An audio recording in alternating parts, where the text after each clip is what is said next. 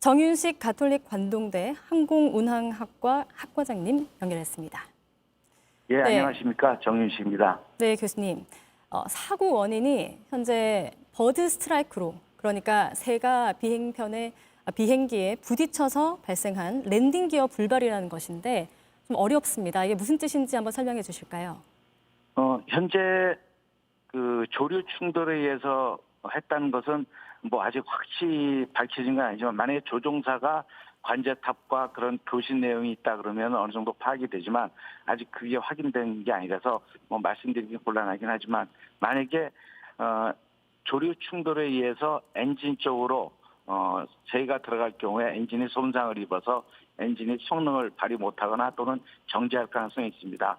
근데 이 정도 상황이면은 두 엔진에 다 들어간 것이 아닌가, 이렇게 좀 예측을 한번 해보는데요.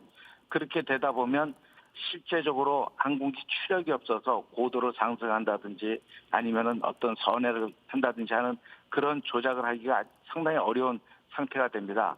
그러다 보면 결국은 조종사 입장에서는 고도를 더 취할 수도 없고 하다 보면 긴급하게 다시 원래 착륙하려고 했던 무한공항으로 긴급 회항하는 형태로 돌아오고요. 그러다 보면 시간이 없기 때문에 결국은 랜딩 기어라든지 프랩이라든지 그런 착륙을 위한 제반 장치들을 사용할 수 없는 그런 촉박한 시간이 아니었을까. 또는 엔진에 조류가 충돌이 돼서 엔진이 정지 상황까지도 간 상황이면은 거기에서 발생되는 유압 장치에 의해서 랜딩 기어나 또는 착륙 보조이긴 보조 장치인 프랩을 내리기 위한 그런 시간적 여유가 없어서 그런 누가 보기에도 무리하게 보이는 것 같지만 조종사 입장에서는 가장 적절한 동체 착륙을 실시한 것으로 보이고요. 또 착륙한 후에 방향 유지라든지 또는 바퀴가 내려와 있지 않기 때문에 우리가 브레이크 시스템을 쓸 수가 없는 상태가 되거든요. 그래도 항공기를 최소한 속도를 줄이기 위해서 우리 뒤에 엘리베이터라는 그런 승강타를 올려서 제동을 시키려고 하는 그런 모습이 보이더라고요. 그래서 조종사 입장에서는 어떤 실수라기보다도 항공기가 나쁜 상태를 최적의 조치를 취한 게 아닌가, 이렇게 생각이 듭니다. 네, 조종사 입장에서는 최선의 선택을 했을 것으로 예상이 됩니다. 네, 저희는 지금까지 파악된 사실관계를 기반으로 유력한 사고 원인에 대해서 전해드리고 있습니다만, 조류 충돌로 인한 사고였는지 대해서는 조사가 진행돼야지 정확한 원인을 파악할 수 있을 것 같습니다. 그럼에도 현재까지 파악된 내용을 기반으로 질문을 드리자면, 이 조류 충돌과 별개로 랜딩 기어가 안 내려온 것이 좀 이상하다. 이것이 어떤 문제로 추정되는지 교수님께서 혹시 파악된 내용이 있으십니까? 예, 랜딩 기어를 안 내린다는 거는 이제 조종사의 절차상으로 볼 때는 의도적으로 내가 안 내리든지 아니면 무슨 장비가 작동이 안 돼서 안 내려오든지 그 둘 중에 하나밖에 사실 없습니다. 과거의 사례로 훈련 목적상 그런 사건 자체가 있었던 적은 있지만 그거는 비정상적인 상황이고요. 정상적인 상황에서는 그런 일이 일어나기가 어렵기 때문에 안 내린 것이 아니고 내릴 수 없는 상황이었다 하는 것이 더 맞다고 이렇게 판단이 됩니다. 그렇다는 것은 유압이 작동이 안 되더라도 항공기는 전기 모터에 의해서 또 내릴 수 있고 또는 항공기 자중에 의해서 랜딩 기어나 프랩을 작동시킬 수 있는데, 그거는 시간적 여유, 짧게는 5분에서 길게는 10분 이상의 시간이 소요되기 때문에 만약에 고도가 폭행을 해서 고도가 뭐 2,000피트, 3,000피트, 우리가 말하는 대로 300m, 600m 정도의 고도면은 실질적으로 그 조작을 할 수가 없을 그런 시간적 상황이고요.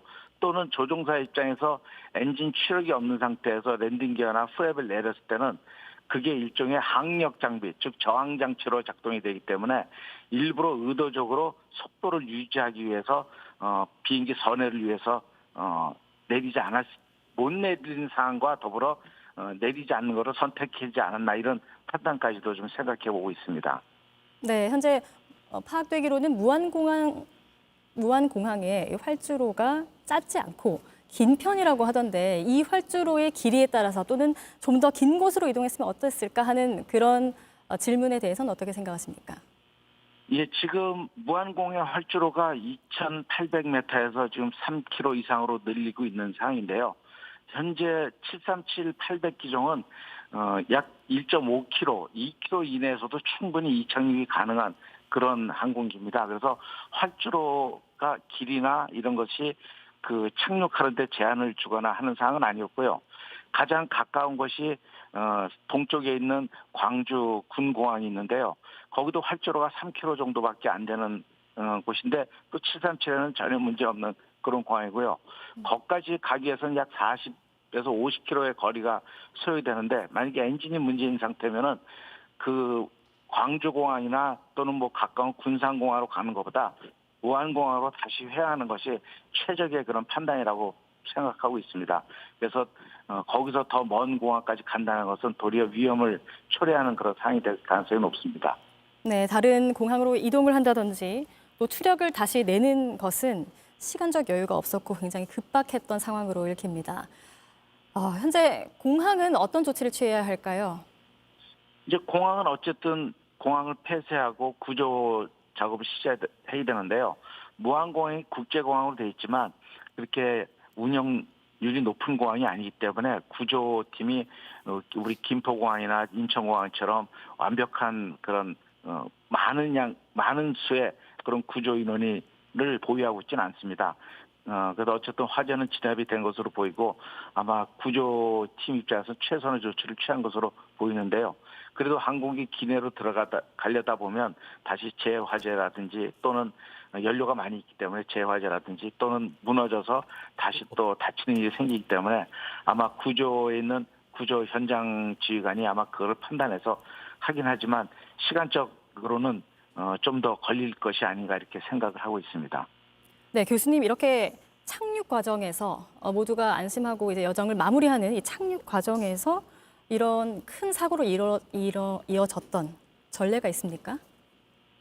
예, 항공기가 위험한 상태는 이륙할 때도 위험하지만 실제적으로 공중에서 땅으로 수렴하는 우리 말하는 공간적인 여유가 없는 곳이 착륙 단계이기 때문에요. 조그만 실수만이라든지 아니면 항공기의 결함이 생기면 그런 대처할 만한 시간적 여유가 없습니다. 그래서 조종사들은 어떤 문제가 생기면 다시 상승을 해서 고도의 여유를 얻은 뒤에 조치를 취하고 착륙하는 게 우선적인 절차인데요.